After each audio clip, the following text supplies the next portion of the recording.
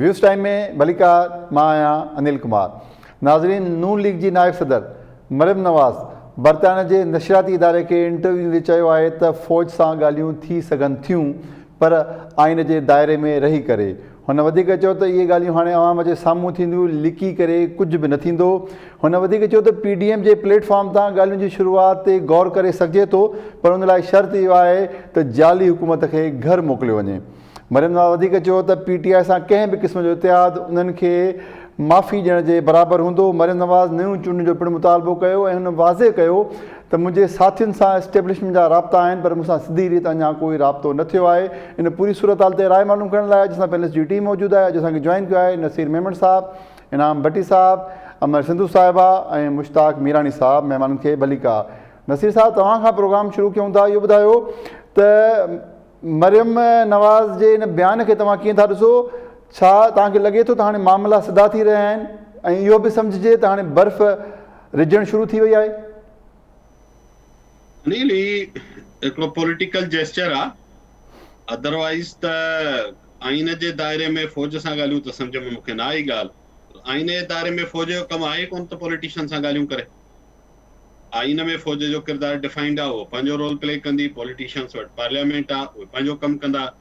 सो इहो त मूंखे मुंहिंजे लाइ इहा ॻाल्हि सम्झ में नथी अचे। ऐं पोइ छा हाणे सॼी तरह मरियम नवाज़ आर्मी मां एक्सपेक्ट बि करे थी त उहा इमरान ख़ान खे घर मोकिले, त इहा बि प्रिंसिपली ग़लति शइ आहे न। चवणी न घुरिजे। इमरान ख़ान ठीकु आहे, जंहिं तरह आयो हाणे हुनखे वोट आउट बि माण्हू कनि, या पार्लियामेंट जे फोर्स सां कजे, या माण्हुनि जे सियासी ऐं जमहूरी ताक़त सां कजे।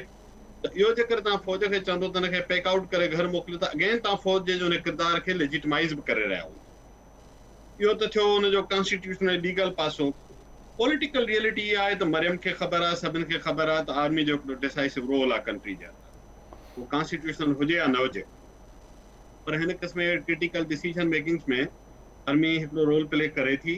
It's so obvious.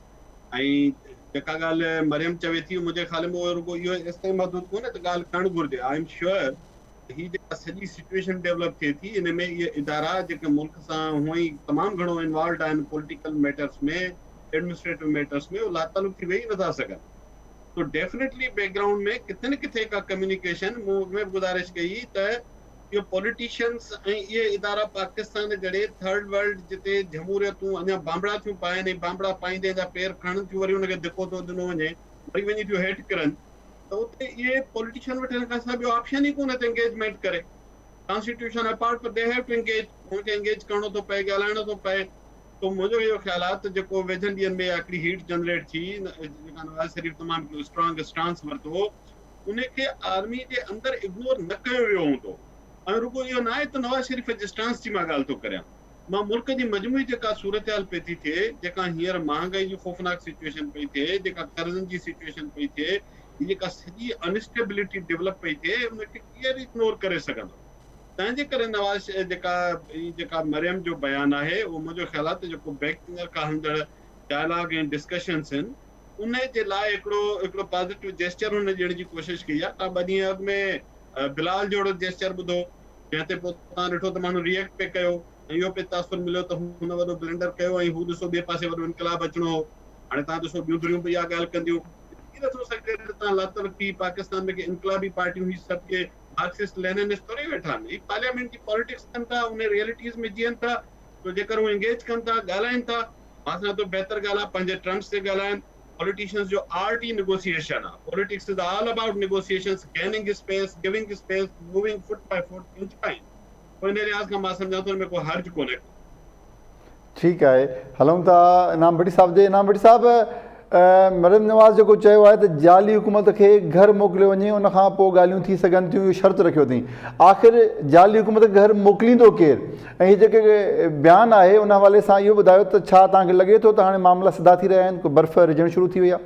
हाणे पहिरीं त मूंखे इहा ॻाल्हि सम्झ में अचे, उहो हिकिड़ो चवणी आहे त मोमिन साॻे ॿिर मां ॿीहर कोन ॾंगबो आहे। त जेकॾहिं ही सम्झनि था त हिन मुल्क जो असुलु मसइलो जमहूरियत जे आॾो रुकावट जेके धुरियूं आहिनि, जिन जे लाइ हिननि चयो पियो जेसीं तोणी उहा शइ ख़तमु न थींदी तेसीं मुल्क में सही तरह सां का बि उहा शइ अॻिते न वधी सघंदी, जेका सियासी तौर ते जमहूरियत तां मुल्क जो रोड मैप तइ करे। हाणे वरी पाण जॾहिं इहे चवनि था त ॻाल्हियूं आइन जे दाइरे जे अंदरि थी सघनि थियूं। त मूंखे सम्झ में कोन थो अचे, जीअं नसीर ॻाल्हि कई त आइन में तहिड़ो को दाइरो आहे कोन जंहिंमें इहा हुजे त हू सिलेक्टर सां ॻाल्हियूं कंदा। बाक़ी जेकॾहिं मामिलो सिर्फ़ु इहो ई आहे त मौजूदा हुकूमत खे घर मोकिलिनि ऐं पोइ जेको आहे सो उन्हनि सां ॻाल्हियूं थींदियूं, त यानी हिन मां मुराद इहा थी त पोइ ख़ुदि ई उन्हनि जो रोल क़बूल कनि था, जंहिंजे रोल खे ई ख़तमु करणु चाहिनि था, जंहिंजे लाइ अवाम जे आॾो मीसाक जमूरियत ऐं ही 26 नुक़्ता PDM खणी करे अचे थी, ऐं जंहिंमें चवे इहो थी त हिन में उन्हनि जो को बि सियासत में किरदारु न हुजणु खपे। वरी ख़ुदि जॾहिं उन्हनि खां इहा डिमांड कंदा त हा तव्हां सां ॻाल्हाईंदासीं, पर पहिरीं असांखे इहा गारंटी ॾियो तव्हां उन्हनि खे घर मोकिलींदो, त पोइ त यानी तव्हां पाण इहो रोल तइ था कयो त इहो उन्हनि जो ई अख़्तियार आहे त कंहिंखे घर मोकिलीनि ऐं कंहिंखे इक़्तिदार में आणनि। ऐं पोइ यानी सम्झो त इन ॻाल्हियुनि जे पुठियां इहा बि शइ हूंदी त इक़्तिदार में वरी अचण जे लाइ उन्हनि जे ई ज़रिए रस्तो पंहिंजे लाइ ठाहिनि था। त मूंखे लॻे थो जेको शुरू खां वठी आउं चवंदो रहंदो आहियां त ही इक़्तिदार जो जहिड़ो आहे, ही जमूरियत जो जहिड़ो कोन्हे। जेकॾहिं मुल्क में वाकई हक़ीक़ी जमूरियत जी बहाली लाइ जेकॾहिं ही सभु जहिड़ो कनि ऐं गॾिजी हलनि त आउं सम्झां थो मुल्क कंहिं बहितर रस्ते ते वञी सघे थो। पर हिते जो असुल में हिकिड़ो जेको ट्रेंड जेको ठही चुको आहे, पाकिस्तान जे अंदरि जेका हिकिड़ी रवायत जुड़ी चुकी आहे, उहो उन में सभिनी खे ईअं ई नज़र अचे थो त इक़्तिदार कंहिंजे तरफ़ां मिलंदो, इक़्तिदार ते वेठलनि खे केरु हटाईंदो। पोइ उते सिर्फ़ु तायुन इहो थो थिए त जेकॾहिं जेका धुर अॼु ॿाहिरि वेठी आहे उहा उन्हनि जे मथां इल्ज़ाम हणे थी त ही सिलेक्टेड आहिनि ऐं इन्हनि खे सिलेक्टर्स आंदो आहे, पर जॾहिं पाण वरी साॻे ई उन्हनि रस्तनि सां पंहिंजी का राह हमवार कनि था त उते वरी हू चवंदा त असीं जमहूरी तरीक़े सां आया आहियूं। त इहा शइ जेका आहे सियासत जे अंदरि डायलॉग जो यकीनन जेको आहे सो रस्तो हुजणु खपे, पर जॾहिं ही तायुन इहो था कनि त डायलॉग कंहिंसां करणु खपे ऐं डायलॉग उन्हनि धुरियुनि सां ई जेकॾहिं कंदा जंहिंजे लाइ चवनि था त उन्हनि जो सियासत में को बि अमल दख़ल न हुजणु खपे, त पोइ पहिरीं इन्हनि खे पहिरीं वाज़े करिणो पवंदो, नवाज़ लीग खे बि, पीपल्स पार्टी खे बि, ऐं जेकॾहिं JUI बि इन ई नुक़्ते नज़र ते आहे त इन्हनि खे पोइ पहिरीं वाज़े करिणो पवंदो त ही इहा ॻाल्हि न कनि त हुननि जो सियासत मां रोल ख़तमु थियणु खपे। पोइ ही इहा ॻाल्हि कनि त उन्हनि जो रोल आइन जे अंदरि कीअं डिफाइन हुजणु खपे ऐं केतिरो हुजणु खपे, जंहिं हदुनि जे अंदरि पोइ ही उन्हनि सां गॾु कमु करे सघनि। मूंखे त लॻे थो ही अॻिते हली करे कॾहिं किथे ईअं न थिए त जीअं बर्मा ऐं थाईलैंड जे अंदरि जेको आहे सो हिकिड़ो डिफाइंड रोल हुननि पंहिंजो घुरी वरितो ऐं उन ते पोइ शयूं अॻिते वधियूं, त किथे ईअं न थिए त हिननि जे इन पोज़ीशन जे करे पोइ अॻिते हली करे हू इहो डिमांड कनि त आइन में हिकिड़ो रोल वाज़े कयो जेको उन्हनि खे मिले, ऐं उन खां पोइ जेके बि सियासी पार्टियूं जेके हमेशह अची करे रोडनि रस्तनि ते गोड़ कंदियूं आहिनि त गैर जमहूरी तौर ते हुकूमतूं आयूं आहिनि, केरु सिलेक्टर्स आहिनि, केरु उन्हनि जे पुठियां आहिनि, त घटि में घटि उन्हनि खे बि हिकिड़ो जवाज़ मुहैया थी वेंदो त हू पंहिंजे आइनी तरीक़े सां उहो पंहिंजो किरदारु अदा कनि था। त मां त इन सॼे मौक़ुफ़ जे इन सोच जे ख़िलाफ़ु आहियां। जेकॾहिं हू सम्झनि था त हक़ीक़ी जमूरियत आणी आहे त पोइ ॻाल्हियूं कंहिंसां, पोइ त हुअणु त ईअं खपंदो त जेके पार्लियामेंट जे अंदरि पार्टियूं वेठियूं आहिनि पोइ भले इक़्तिदारी धुर वेठी हुजे, ॻाल्हियुनि जा दरवाज़ा त हिननि जा उन्हनि सां हुजणु खपनि, ॻाल्हाइण त उन्हनि सां खपे, पर जेकॾहिं डिमांड इहा आहे त हिन मौजूदा हुकूमत सां न ॻाल्हाइबो ऐं उहा घर हली वञे ऐं उन्हनि सां जिन सां ॻाल्हाइबो उन्हनि खां इहा एश्योरेंस वठबी त हू उन्हनि खे घर कॾहिं मोकिलींदा ऐं हिननि खे वापसि इक़्तिदार में कीअं आणींदा, त पोइ अॼु ही सुभाणे हू, पोइ हू साॻी इहो हूंदो त कॾहिं कंहिंखे वारो ॾियो कॾहिं कंहिंखे वारो ॾियो, जेको जंहिंसां वधीक सेट थींदो, जेको जंहिंखां वधीक मुस्तफ़ीज़ थींदो, जंहिंजा वेस्टेड इंट्रस्ट जंहिंसां वधीक जुड़ंदा, उहो सुभाणे उनजो साथारी थी बीहंदो। त मूंखे नथो लॻे त मुल्क जे अंदरि इन तरीक़े सां का हक़ीक़ी तौर ते जमूरियत अची सघंदी या मुल्क जो जेको हक़ीक़ी सियासी बहरान आहे उहो को हल थी सघंदो। ही सियासी बहरान अञा वधीक वधंदो ऐं उन में वधीक ख़तरा पैदा थींदा। ठीकु आहे, हलूं था अमर सिंधु साहब ॾे। जी अमर साहब, बिलावल साहब जॾहिं एस्टेब्लिश सां ॻाल्हियुनि जी ॻाल्हि कई हुई त उन ते ख़दशा ज़ाहिर कया हुआ, हाणे मरम नवाज़ वरी चयो आहे त ॻाल्हियूं थी सघनि थियूं आइन जे दायरे में, कीअं था ॾिसो हिन बयान खे?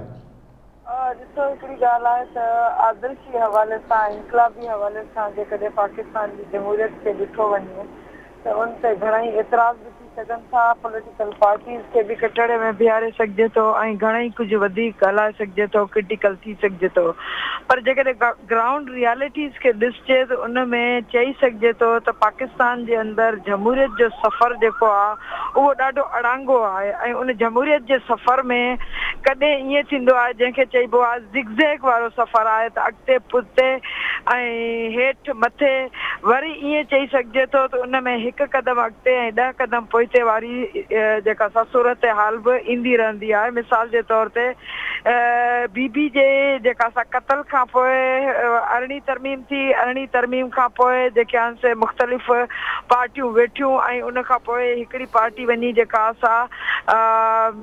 जेका सा मीसा खे जमहूरियत टोड़े ऐं जेका सा चूंडियल वज़ीर आज़म खे उन लाइ पहुती। त इन क़िस्म जूं ॻाल्हियूं आइडियलिस्ट थियणु ॾाढी सुठी ॻाल्हि आहे ऐं ज़रूरु उन जी तवक़ा बि रखणु खपे।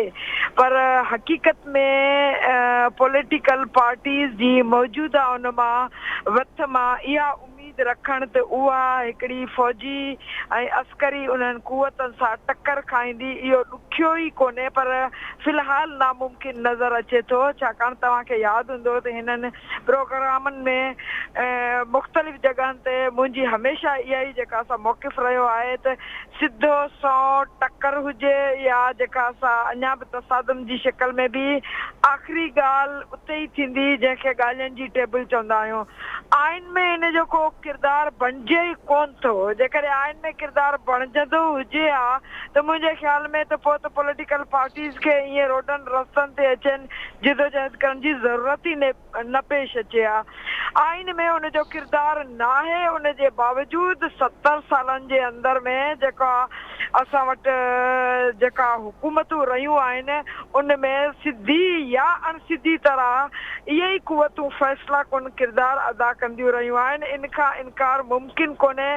का हिकिड़ी मूंखे जेका असां पार्लियामेंट ॿुधायो, का हिकिड़ी मूंखे हुकूमत ॿुधायो जेका चयो त अवाम जे वोट सां चूंडिजी आई ऐं अवाम जे वोट जे बुनियाद ते हली ऐं अवाम जे वोट जे बुनियाद ते उहा रिजेक्ट थी। अहिड़े क़िस्म जी जोड़ तोड़ जूं साज़िशूं थींदियूं रहियूं आहिनि पर गुज़िरियल वक़्त खां जहिड़े तरीक़े सां अस्करी कुवतनि जी या ॿियनि जेके आहिनि जंहिंखे इस्टेब्लिशमेंट जो नालो ॾिनो थो पियो वञे उन जी मदद सां जहिड़े तरीक़े सां लॉन्च कई वई तहरीक इंसाफ़ उहो बि मिसाल जेको आहे सो नओं त कोन्हे पर ख़ासि तौर ते अरिड़हीं तरमीम खां पोइ उहो अनोखो जेको आहे सो मॉडल दोहिरायो वियो ऐं उन मॉडल में इहा यकीन हुयो त इहो अॻिते हली जेका असां अहिड़ी सूरत हाल पैदा कंदो जहिड़ी थी आहे। हाणे सवाल इहो पैदा थिए थो त पॉलिटिकल पार्टीज़ पंहिंजी सियासी जदोजहद में केसि ताईं अॻिते वेंदियूं। मां नथी सम्झां त हीअ सिर्फ़ु हिकिड़ी इनखे घर मोकिले ऐं जेका असां इलेक्शन में वेंदा। बहरहाल जेका असां मां ईअं सम्झां थी, उमेद रखां थी त इन में जेको बि मीसा के जमहूरियत वारो रोड मैप आहे उन में के न के नुक़्ता शामिल हूंदा। जीअं अरिड़हीं तरमीम जे अंदरि के न के नुक़्ता शामिल हुया। अरिड़हीं तरमीम सिर्फ़ु ट्रांज़िशन ऑफ डेमोक्रेसी न हुई पर अरिड़हीं तरमीम में के न के शयूं ॿियूं बि तय थी हुयूं त उहो आइनी किरदारु के न के हवाले सां आइनी किरदारु नथी चवां पर आइनी तौर ते कहिड़ा इश्यूज़ साम्हूं अचनि था उहे मां सम्झां थी त ॿई डिस्कस कंदा। मां इहो बि जेका असां चवां थी त जेका कल्ह की मुलाक़ात थी आहे उन मुलाक़ात में ज़रूरु इन्हनि शयुनि ते ॿिन्ही पार्टियुनि हिक ॿिए सां ॻाल्हायो हूंदो, एतमाद में वरितो हूंदो, उन खां पोइ अॻिते वधिया आहिनि। मूं तव्हांखे पहिरीं बि ॿुधायो जेॾी महिल बिलावल जो बयानु आयो हुयो ऐं माण्हुनि वठि शुरू कई मेन स्ट्रीम मीडिया ते त मूं तॾहिं बि चयो त फाइनली न रुगो जेका असां पीपल्स पार्टी पर इहा साॻी ॻाल्हि नवाज़ लीग बि ज़रूरु कंदी पर उन जो वक़्तु मैच्योर अचे। हाणे बि जेका शर्त रखी अथनि उहा का एॾी आसान शर्त कोन्हे त तव्हां हिनखे घर मोकिलियो। अच्छा जेकॾहिं घर वञे थी ही हुकूमत उन खां पोइ बि कहिड़ियुनि ॻाल्हियुनि ते उन सां ॻाल्हियूं थी सघनि थियूं उहो तय थींदो। बाक़ी हिकिड़ी ॻाल्हि केरु चवे थो त हिन जेके असल इक़्तिदार खे पंहिंजे हथ में रखी वेठा आहिनि उन्हनि खे ॻाल्हियूं करण खां सवाइ या जेका असां को वॾी का इनकलाबी तब्दीली जी जेकॾहिं केरु जेका असां उमेद रखे थो त मां सम्झां थी उहा फ़िलहाल ख़ुशफ़हमी हूंदी ऐं ख़्वाहिश रखी सघिजे थी पर उहा थींदे नज़र नथी अचे। तंहिंजे करे मां अञा बि इहो सम्झां थी त हा कहिड़ियुनि ॻाल्हियुनि जी बुनियाद ते जेका असां ॻाल्हियूं थींदियूं उन ते असांखे नज़र रखणु खपे ऐं उहे प्रो डेमोक्रेटिक हूंदियूं या उहे के इदारे या के हिकिड़ी पार्टी खे जेका असां फ़ाइदो ॾियण जे बराबरि हूंदियूं। मिसाल जे तौर ते अरिड़हीं तरमीम में हिकिड़ी जेका बहितर ॻाल्हि थी उहा हुई त सदर पंहिंजा इख्तियार पार्लियामेंट खे मोटाया। मां सम्झां थी इन खां वधीक जेका असां का बहितर ॻाल्हि डेमोक्रेसी लाइ थी कान थी सघे डेमोक्रेटिक प्रोसेस लाइ। साॻे तरीक़े सां का अहिड़े क़िस्म जी शयूं अचनि थियूं जंहिंमें इलेक्शन जी जेका असां ॾिनी वञे जी, जी। कमीशन जी, त उन में मुंहिंजे ख्याल में ॻाल्हियूं माना थींदियूं ऐं न रुगो ओॾी महिल हाणे बि मां चवां थी ठीकु आहे। राब्ते में रहंदा। हाणे ॻाल्हि इहा जेका असां अॻिली क़यादत लाइ इहा ईंदी त जंहिंखे सिलेक्ट करे गुॾो करे लाडलो करे विहारियो वियो हुयो उनखे घर कीअं मोकिलींदा ऐं घर मोकिलण जी सूरत में हू रिट्रीट कंदो न कंदो ऐं हू छा ठीकु कंदो, आहे। अञा इहे मामला तय जी, जी। थियणा आहिनि। ठीकु आहे, अमर सिंध साहब हलूं था मुश्ताक मीरानी साहब ॾे। जी मुश्ताक साहब, मरियम नवाज़ जे बयान खां पोइ तव्हांखे लॻे थो बैकडोर चैनल ॻाल्हियूं शुरू थी वियूं आहिनि, बर्फ़ जेका आहे उहा रिझणु शुरू थी वई आहे? इन जो मुख़्तलिफ़ पहलू आहिनि। हिकिड़ो इहो आहे त इहो ख़ुदि जेको बयानु आहे उहो हाफ वे आहे। जेकॾहिं BBC जो नुमाइंदो अञा उन खां वधीक सुवाल करे आहे त बाबा जेकॾहिं तव्हां ॻाल्हियूं कंदव त कंहिंसां ॻाल्हियूं कंदव, तव्हांजे नज़र में कीअं आहे, तंहिंजे करे मां सम्झी सघां थो त उन नुमाइंदे प्रॉपर वे में जर्नलिस्टिक उन अप्रोच सही कोन रखी आहे जंहिं ते असां वधीक तबसरो कयूं। बाक़ी तव्हांखे इहा ख़बर आहे त आइन जी सबवर्शन में आर्टिकल 66 आहे। जेकॾहिं फ़ौज डायरेक्टली PDM सां ॻाल्हाए थी त ऑटोमेटिकली हूअ 6 जेको आहे आर्टिकल उन जी ख़िलाफ़ वर्ज़ी थी करे, यकीनन उहो डायरेक्ट त कंदा ई कोन। बैकडोर जेका डिप्लोमेसी आहे उहो त तव्हांखे ख़बर आहे उहो सॼे जहान खे हले थी। मां तारीख़ हिकिड़ो वाक़ियो मिलिया त आगा हिलालीअ जी धीउ आगा शाही जो जेको भाउ आगा हिलाली चीकोस्लोवाकिया में उन वक़्तु एम्बेसेडर हो, उन जी जेका डॉटर हुई उहा किसिंजर जी स्टूडेंट हुई। उन जे थ्रू जेको आहे सो सॼो कुझु थियो ऐं उन खां पोइ अल्टीमेटली जेको आहे सो आगा जेको किसिंजर हो अमेरिका हलियो, इन में चाइना हलियो वियो ऐं उन सां निगोसिएशन करे ओचितो ऐलान कयो। तंहिंजे करे बैकडोर जेका डिप्लोमेसी आहे उहा त सॼी दुनिया हलाईंदी आहे ऐं हाणे बि हले थी। पाकिस्तान में हिन वक़्तु बि उन्हनि जा सॼा चैनल्स लॻा पिया आहिनि। पर डेफिनेटली जॾहिं मरियम इहा ॻाल्हि कई आहे त यकीनन हुनजे ज़हन में इहो त भई उहो अकेली नवाज़ लीग त कोन कंदी, PDM थींदी। PDM ज़ाहिर आहे असां सॼे अवाम सां उन्हनि वाइदो कयो आहे त 15 तारीख़ जेको आहे चार्टर ऑफ डेमोक्रेसी ईंदो उन में ऐं अल्टीमेटली जॾहिं बि उन्हनि सां ॻाल्हियूं थींदियूं त उन्हनि जो सेफ सेविंग हूंदो यकीनन। छाकाणि त मां वरी बि चवां थो त पाकिस्तान इंडिविजुअल आइसोलेटेड में कमु नथो करे, सॼी दुनिया जूं नज़रूं उन्हनि वटि आहिनि, चाइना, अमेरिका, सऊदी अरब, ॿिया मुल्क जेके आहिनि। त तंहिंजे करे पोइ सेफ सेविंग हूंदी, इमरान ख़ान जी सेफ सेविंग हूंदी, ख़ुदि जेको सोकाल्ड इस्टेब्लिशमेंट आहे उनजी सेफ सेविंग हूंदी ऐं हीअ जेके PDM आहे उन्हनि जी सेफ सेविंग हूंदी। पर ॾिसणो हाणे इहो आहे त जेको PDM आणे थी चार्टर ऑफ डेमोक्रेसी उन में कहिड़ा नुक़्ता आहिनि ऐं बाक़ी यकीनन सेफ सेविंग त ज़रूरु हूंदी। छाकाणि हिन वक़्तु पाकिस्तान कंहिं बि कंफ्लिक्ट जो जेको आहे सो अफोर्ड कोन थो करे सघे। मुंहिंजी रुगो कमेंट इहा आहे त जेको BBC जो नुमाइंदो हो वधीक जेकर हुन सां जेकॾहिं ॻाल्हियूं करे हा त असां वधीक इन पोज़ीशन में हुजूं हा त असां हुनखे तबसरो करे सघूं था। ठीकु आहे नाज़रीन, सिंध जे ॿेटनि टिंगी ऐं भंडार ते वालार लाइ जारी कयल ऑर्डिनेंस वफ़ाक़ी हुकूमत अञा ताईं वापसि न वरितो आहे। उन ऑर्डिनेंस ख़िलाफ़ु सिंध जो समूरो आवाम सरापा एहतजाज आहे। अॼु कराची में पिणु औरतुनि इन हवाले सां एहतजाज कयो। उन सां गॾोगॾु सिंध हाई कोर्ट में केस दाख़िल थियल आहे जंहिंजी ॿुधणी सुभाणे 13 नवंबर ते थियणी आहे। जॾहिं त सिंध जे सुॼाण हल्कनि पारां हिकिड़ी कमेटी ठाही वई आहे जो नालो आहे सिंध एक्शन कमेटी, जंहिंजो 15 नवंबर ते पिणु एहतजाज रिथियल आहे जेको कराची में थींदो। इन पूरी सूरताल ते हलूं था असां नसीर मेमन साहब ॾे। नसीर साहब, नज़र अचे पियो त वफ़ाक़ ऑर्डिनेंस जे मामले में पंहिंजे होड ते क़ाइमु आहे, उनखे वापसि वठण लाइ तयारु न आहे। आख़िर सिंध असेंबली जेका सिंध जी नुमाइंदा असेंबली आहे, सिंध जे अवाम जी नुमाइंदा असेंबली आहे, उहा पंहिंजे फ्लोर ते अहिड़ो बिल छो नथी आणे इन ऑर्डिनेंस जे ख़िलाफ़ु जंहिंसां ऑर्डिनेंस खे ख़तमु करे सघिजे? सिंध असेंबली कुझु ॾींहं अॻु में हिकिड़ो ठहराव मंज़ूर कयो हो जंहिंमें इन ऑर्डिनेंस जी मुखालफ़त कयल हुई। आइनी या कानूनी तौर छा सिंध गवर्नमेंट एक्ट आणे सदारती ऑर्डिनेंस रद्द करे सघे थी, इहो मूंखे ख़बर न आहे केतिरो पॉसिबल आहे। उन लाइ जेके सोशल मीडिया ते जंहिं कॉन्स्टिट्यूशन जे क्लास जो हवालो ॾिनो पियो वञे, मां ॾिठो आहे उनखे, उहो मूंखे थोरो वेग पियो लॻे। मां कॉन्स्टिट्यूशन जो माहिर न आहियां, ॼाणू न आहियां, तंहिं करे मां उन ते का हतमी राय नथो ॾेई सघां। पर उन में इन क़िस्म जी ॻाल्हि चयल आहे त जेकॾहिं सूबो कंहिं मामले ते वफ़ाक़ खे कानून साज़ीअ जो राइट ॾिए ऐं पोइ वफ़ाक़ उन ते का कानून साज़ी करे त सूबे खे हक़ आहे त कंहिं बि स्टेज ते उनखे उनखे रद्द करे छॾे। त हाणे हिन केस में सिंध त कोन राइट ॾिनो वफ़ाक़ खे, तव्हां हिन ते कानून साज़ी कयो। ॿियो त ही पार्लियामेंट जो कानून साज़ी बि कयल कान्हे, ही त ऑर्डिनेंस आहे। सो मूंखे न आहे ख़बर त सिंध असेंबली बिल हाणे ऑर्डिनेंस रोके सघे थी, मूंखे रियली न आहे ख़बर, कॉन्स्टिट्यूशन जो माहिर ॿुधाए सघे थो। पर अदरवाइज़ इहो जेको आहे 120 ॾींहंनि में इन ऑर्डिनेंस खे ख़तम थी वञिणो आहे। जेकॾहिं हुनखे असेंबली ॿीहर रेक्टिफाए इन विच में पाण रद्द नथी करे, या उनखे एक्सटेंशन नथी ॾिए 3 महीननि जी, या उनखे रेक्टिफाए करे कानून जो आइन जो दर्जो नथी एक्ट जी शक्ल। अञा ताईं इन्हनि मां का बि शइ न थी आहे।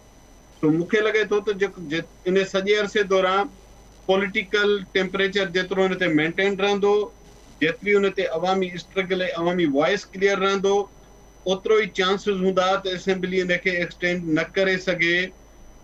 जेतोणीकि हुकूमत पंहिंजे होद ते आहे, असां वज़ीर आज़म जा बि बयान ॿुधा, सदर साहब जा ॿुधा, हुननि वटि अवाम जे मुतालबे जी का रियलाइज़ेशन कान्हे।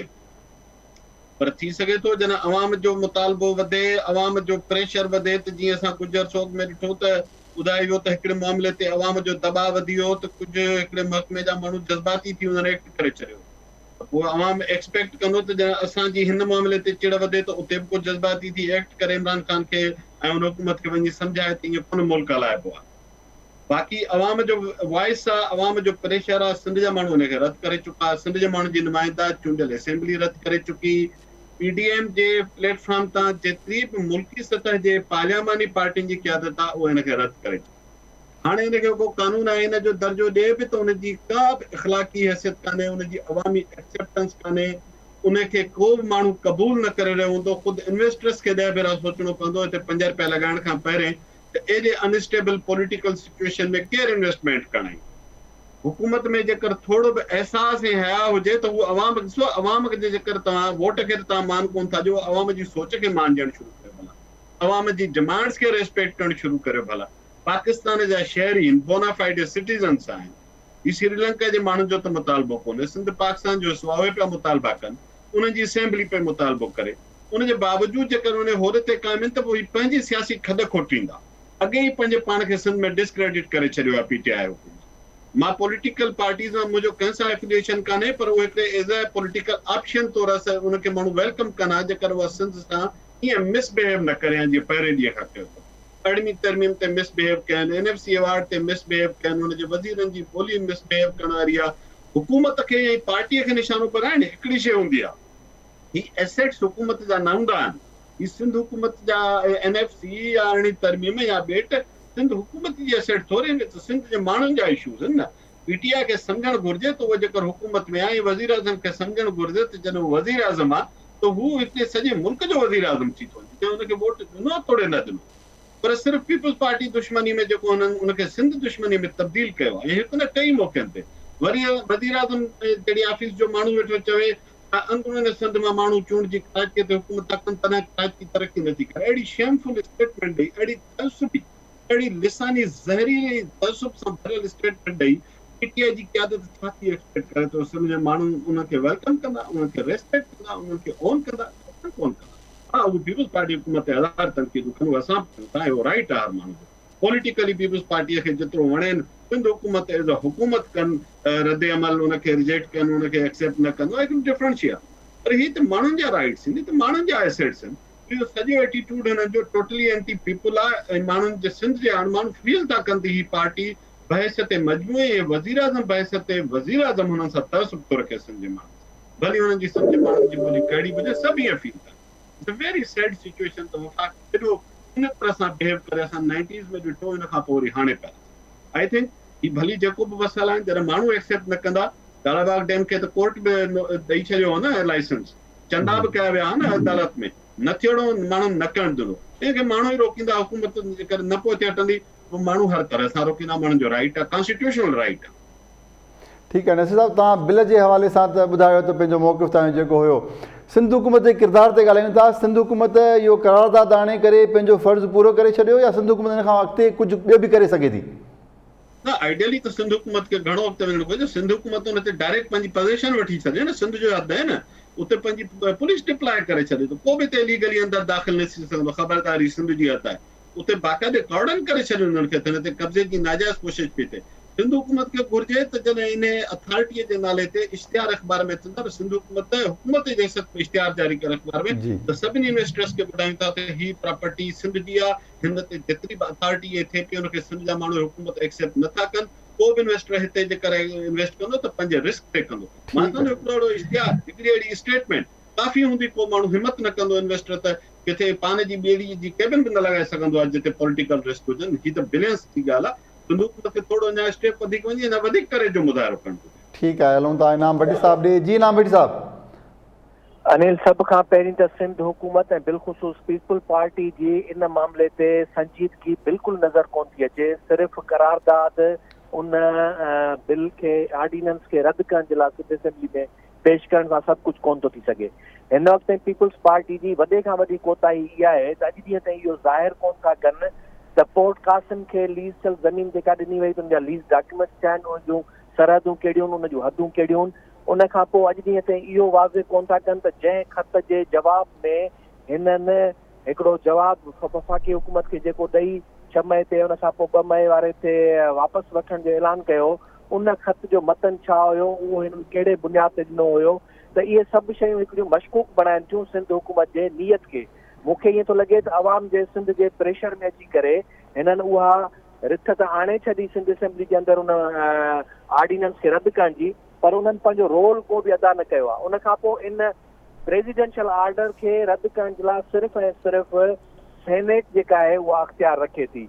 जेकॾहिं सेनेट जे अंदरि इहो बिल जेको आहे आंदो वञे ऐं उनखे रद्द करण जे लाइ जेको आहे सो उते करारदाद मूव कई वञे, उते जेॾीमहिल जेकॾहिं थी वेंदो त उन खां पोइ प्रेसिडेंशियल ऑर्डिनेंस जेको आहे उहो नल एंड वाइड थींदो, जेसीं ताईं वरी उनखे ॿीहर क़ौमी असेंबली मां पास नथो कराइजे। त पीपल्स पार्टी इन ते बि का संजीदगी न ॾेखारी आहे जो सेनेट जे अंदरि उन्हनि लॉबिंग करणु शुरू कई हुजे, मुख़्तलिफ़ जमायतुनि सां उन ते ॻाल्हाइणु शुरू कयो हुजे। ख़ुदि PDM जे अंदरि हींअर सभु जमायतूं वेठियूं आहिनि। जेकॾहिं सिंध गवर्नमेंट चाहे त उते इहो नुक़्तो उन में विझराए करे ऐं सेनेट जे अंदरि इहा शइ आणे सघे थी। त मूंखे इन जे करे इहो आहे त सिंध हुकूमत ख़ुदि किथे न किथे इन्हनि मामलनि में हिकिड़ी नियत जी खोट वारो किरदारु अदा करे रही आहे। हुननि ऐन मुमकिन आहे त उनजी नीलामी जो किथे न किथे को सौदो बि कयो आहे जंहिंमें हू ख़ुदि मुलविस थी सघनि था, जंहिंजो ई सबबु आहे त 1.5-2 सालनि खां उते कंस्ट्रक्शन वर्क थियो पियो आहे। उनजी पोज़ीशन उन्हनि खे कीअं मिली आहे जिन ते कंस्ट्रक्शन कई आहे। सिंध हुकूमत कंहिंखे कहिड़े बुनियाद ते उहा ज़मीन लीज़ करे ॾेई छॾी आहे जिते अॼु माण्हू जेको आहे सो वञण जे लाइ ख़्वाहिश कनि था त वञी बि नथा सघनि। सिक्योरिटी इदारा उन्हनि खे उन्हनि ॾेटनि ते पहुचण जी इजाज़त बि कोन था ॾियनि। त इहे सभु शयूं वाज़े कनि थियूं त पीपल्स पार्टी डबल जेको आहे सो प्ले थी करे सिंध जे माण्हुनि खे इहो ॿुधाए थी त असां इन बिल जे ख़िलाफ़ रिथ आणे करे सिंध असेंबली में वॾो तीर हणी छॾियो आहे। पर हक़ीक़त इहा आहे त उनजे पुठियां उन्हनि जी का बि पेशरफ़्त कोन्हे अहिड़ी जंहिंसां इहो नज़र अचे त हू उनखे रोकराए बि सघनि था। सिंध हुकूमत जेकॾहिं चाहे त उनखे रोकराइण जे लाइ ॿिया बि क़दम खणी सघे थी। उन्हनि क़दमनि में हिकिड़ो जीअं नसीर ॿुधायो त उन्हनि जे हदुनि जे अंदरि जेकॾहिं का बि ॿियो को इदारो या केर बि मुदाख़लत करे उनखे रोकण जे लाइ पुलिस डिप्लॉय करे सघनि था। जीअं हिते ई सिंध जे अंदरि का बि ज़मीन हुजे उते जेकॾहिं सुभाणे केरु बाअसर माण्हू उन ते कब्ज़ो करणु चाहे त सिंध गवर्नमेंट छा कंदी? सिंध गवर्नमेंट उते जे कमिश्नर खे उते जे SSP खे ऑर्डर जारी कंदी त वञो ऐं उनजी उते प्रोटेक्शन कयो।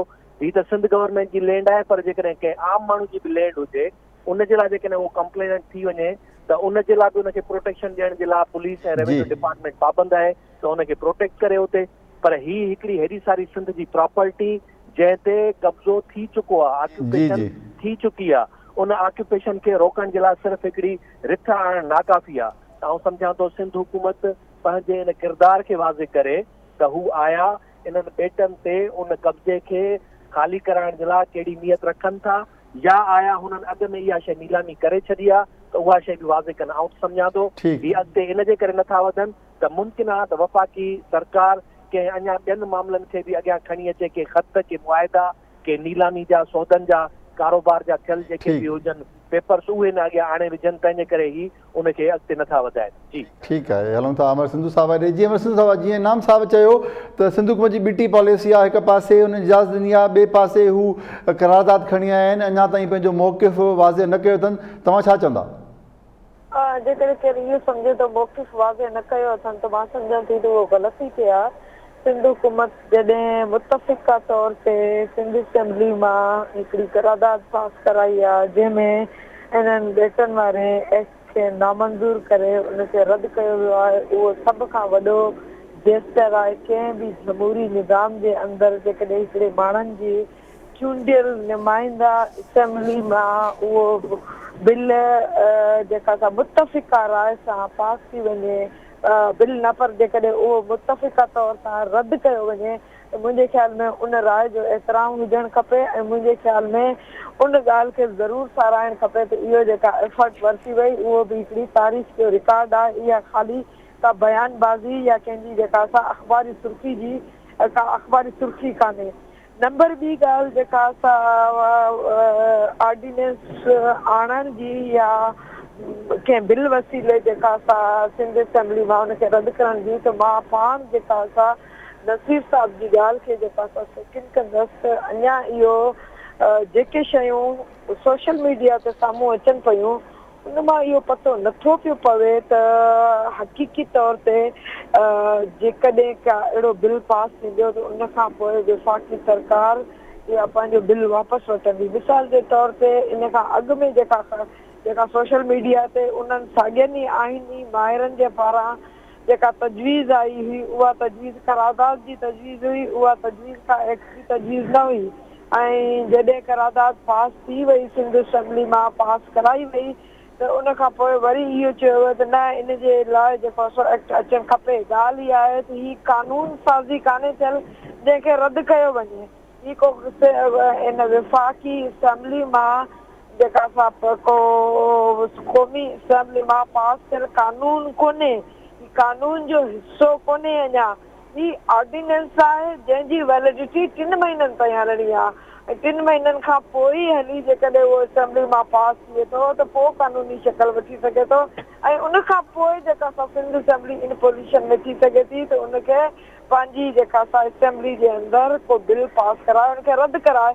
जॾहिं अहिड़ी अञा का सूरत हाल डेवलप न थी आहे त उन सूरत में मां सम्झां थी त जेका आवाम जी जेका माण्हुनि जी ऐं जेका मज़ाहिमत आहे उहा ई उनखे रोके सघे थी। छाकाणि त वफ़ाक़ी हुकूमत वटि न इन्हनि जेका असां चूंडियल पार्लियामेंट जी कंहिं क़िस्म जी का इज़त को तौक़ीर आहे, न अवामी मैंडेट जो उन्हनि वटि को एतिराम आहे, न वरी रुगो सिंध असेंबली जी ॻाल्हि कोन्हे त न वरी रुगो सिंध असेंबली मां पर बलोचिस्तान ॿ वॾियूं असेंबलियूं जॾहिं उनखे रद्द करे चुकियूं आहिनि तंहिं बावजूदि उहो वापसि नथो पियो कयो वञे।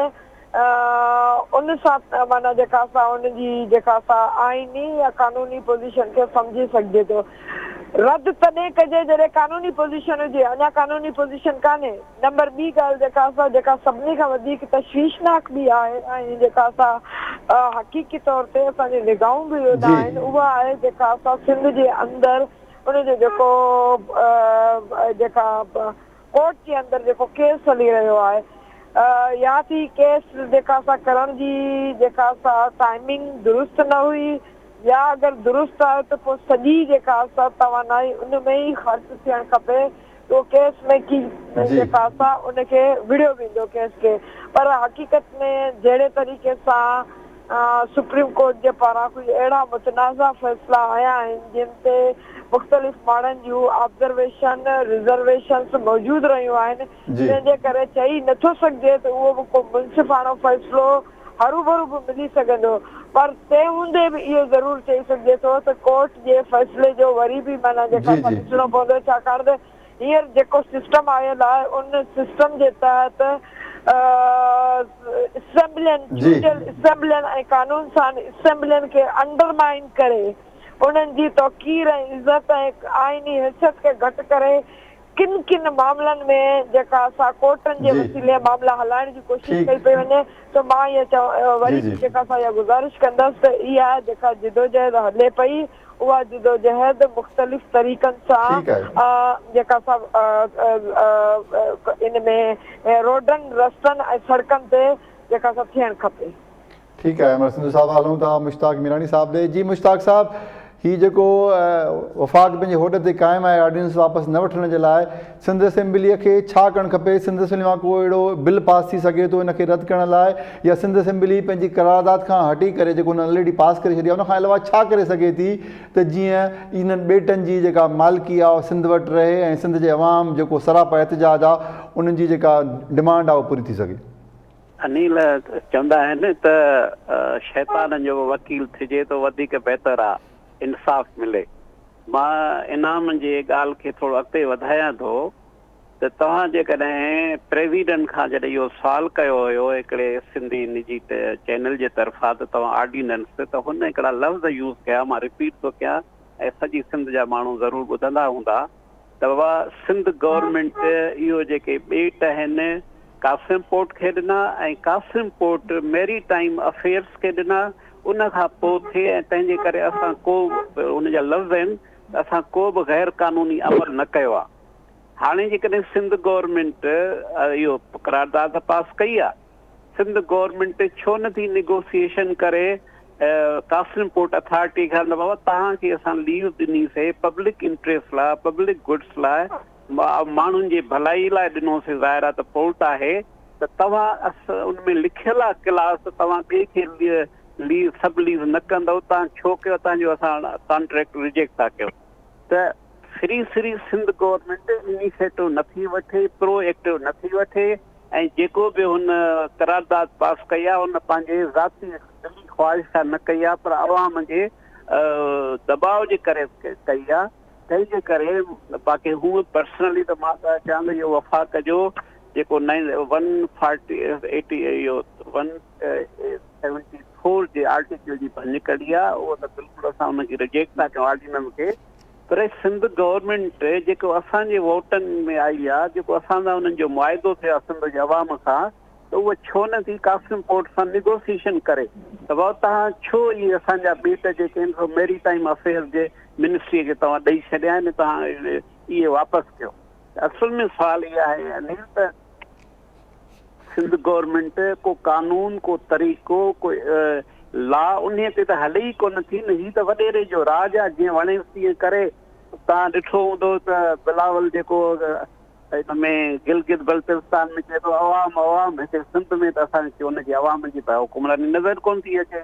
उतां जा माण्हुनि खे ॾाढनि औरतूं थियूं जेके आहिनि सो क़तल थियनि, घोटकीअ जो शर्मनाक जेको वाक़ियो आहे उते को, ऐं तव्हांखे इहा बि ख़बर हूंदव अञा ताईं सिंध में होम मिनिस्टर जी अपॉइंटमेंट कोन थी आहे 140 स्क्वायर किलोमीटर लाइ।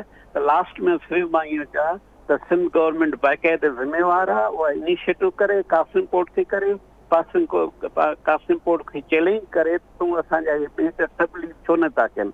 तंहिंजे करे मां इनाम जी ॻाल्हि खे बिल्कुलु अॻिते थो वधायां त सिंध गवर्नमेंट बाक़ाइदे ज़िम्मेवार आहे, उहा इहा बाक़ी ओवर आहे। अदरवाइज़ जेको आहे त वफ़ाक़ी हुकूमत खे जेको इहो ऑर्डिनेंस वापसि वठिणो पवंदो अॼु न त सुभाणे।